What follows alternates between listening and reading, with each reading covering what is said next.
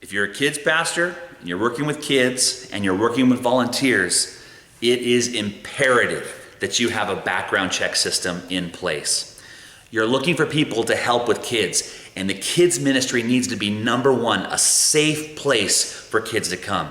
And in order for that to happen, you need to make sure that the people you have in here working with you are also safe. You may think you know someone just because you've spent time with them, but if you don't already have a background check system in place, I implore you to make that happen. There are a lot of different avenues for that. Most people will tend to use their local law enforcement.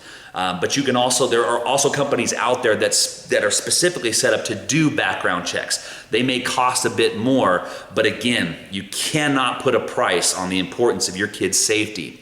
Make sure that your background check has all the necessary information. Check with local law enforcement offices in your area to find out what's needed, be it name, social security number, address, telephone numbers. There's really some basic, simple information. You don't need to have a long, drawn-out form that includes so much. Who was your first kiss and where'd you go on your first date? Not important. But the information that you do need to give is going to be private, personal information. So it needs to be secure, not only when you give it to them, but when it's returned back to you. That needs to be controlled by one person and one person only. That is not information that can be shared to anyone else.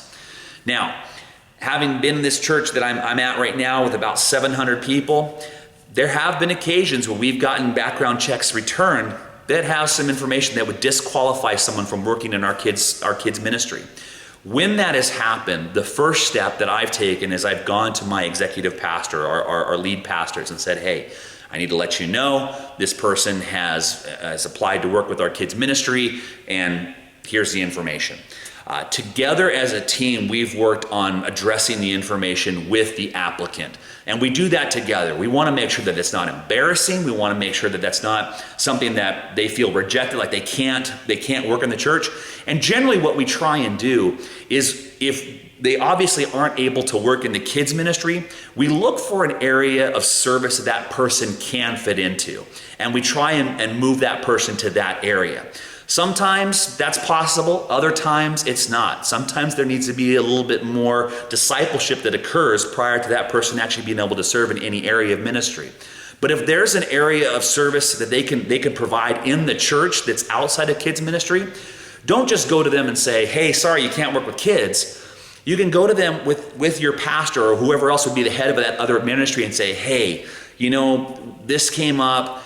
We want you to know we love you, and kids may not be the best area for you to work in right now, but I'll tell you what, we do have this area that we really like for you to serve in. The church needs to be a place where everybody feels comfortable and called to serve, and we want to make sure that we offer those opportunities. But again, make sure first and foremost when it comes to your kids' ministry that this is a safe place, that parents know that the kids know that, and the volunteers know that. This is going to be a safe place for all of us.